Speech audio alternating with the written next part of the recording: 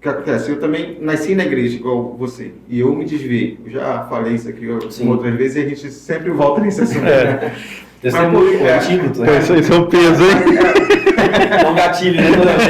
Então, aí isso não é querendo colocar a culpa na igreja nem nada, mas como no seu caso foi diferente, né? O que foi diferente para você não ser atraído pelo mundo? E outras pessoas como eu ter sido atraído pelo mundo. Antes de você chegar, a gente estava até trocando ideia aqui sobre outro assunto, eu estava falando assim, eu entendi que eu nasci de novo depois quando eu voltei para Cristo, né? Sim. Não quando eu nasci lá na igreja e fiquei até os meus 18 anos. Sim. Entendeu? Então assim, aonde foi que uma pessoa que uma geração, não só eu, diversos amigos que também nasceram na igreja, na mesma igreja e tudo, e se desviaram. Alguns nem voltam. Alguns nem voltaram.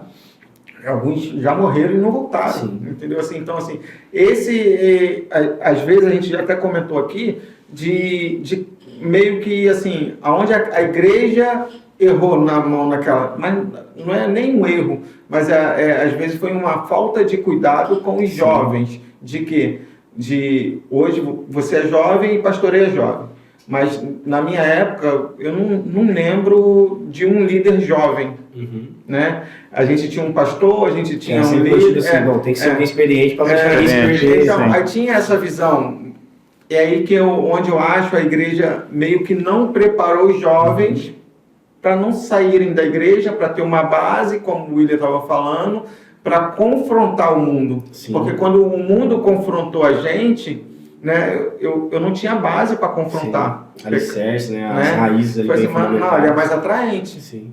Né? Por mais que eu sei da verdade lá, eu sei que Jesus é o caminho, eu falo, depois eu volto, eu vou ali curtir o mundo, né? Sim. Entendeu? É isso que eu acho que a gente tem que ter essa preocupação hoje, né? De, como você estava falando, de dar responsabilidade para os jovens, vocês têm responsabilidade, cuidar de quem está dentro do rebanho. Exato. E para que eles possam alcançar quem está fora. Exatamente, cara. É exatamente essa percepção que eu tenho, sabe, do cuidado, cara.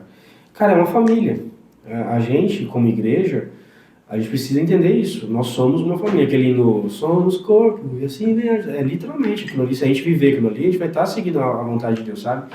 E eu acredito nisso, cara, por mais que, assim, eu assumo que, às vezes, eu estou até incluído no ambiente que entende que talvez a instituição é até mais sobreposta que isso, sabe? Mas eu estou num ambiente que, assim, poxa, se no dia a dia o meu comportamento e as pessoas que eu ministrar o coração for influenciando uma outra, entendendo que, na verdade, o que importa mais são as pessoas, pô, Jesus morreu por quem?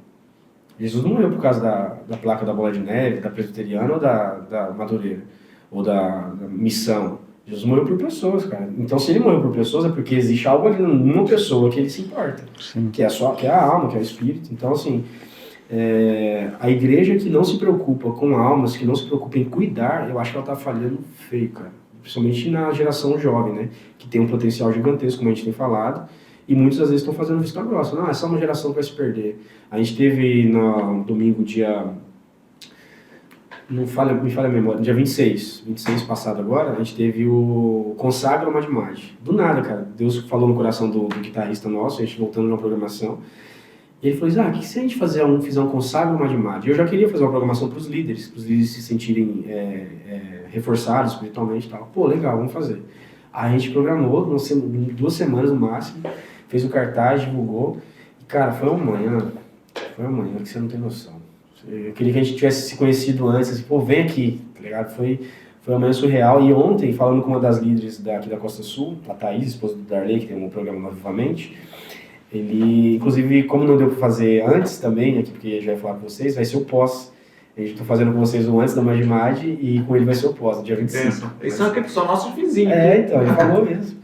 Então, aí ela testemunhou para mim ontem, pastor Isaac, eu estava de uma forma sem norte. Aquela consagração me trouxe vida de alguma forma, que a gente passou uma manhã especial, cheia da presença de Deus, cantando louvores, orando, alguns foram em consagração de jejum, e assim, é para isso que eu entendo que a igreja existe, sabe? Para um ajudar o outro, pô, tá caindo, vem cá, levanta.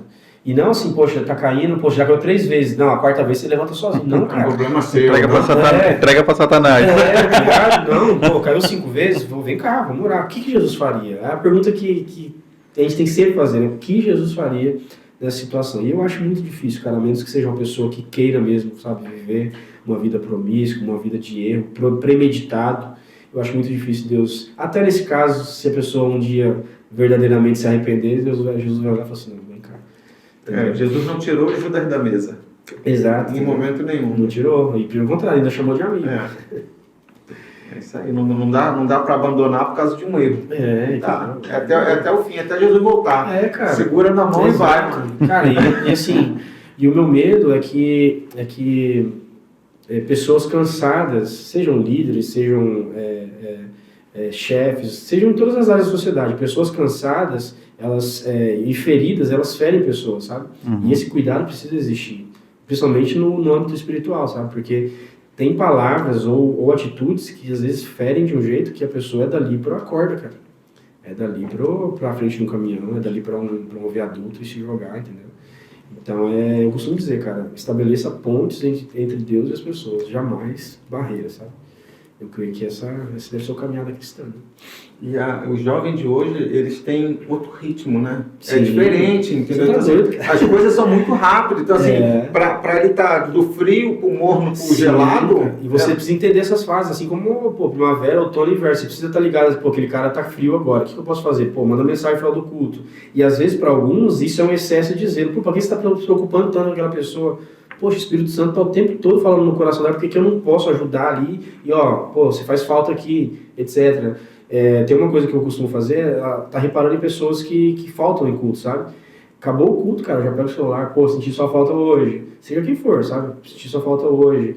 Você tá precisando, no caso de alguma irmã, manda mensagem pra minha esposa, precisando conversar de alguma coisa, converse com ela, sabe? Porque tem esse auxílio, né? Sim. Então, assim, é um cuidado que todo líder, cara, todo pastor precisa ter. E nessa geração de jovens, onde é flutuante, né, é inconstante, inclusive a inconstância é uma coisa que eu demorei muito a entender a importância de vencê-la diariamente. A inconstância dessa geração é muito grande.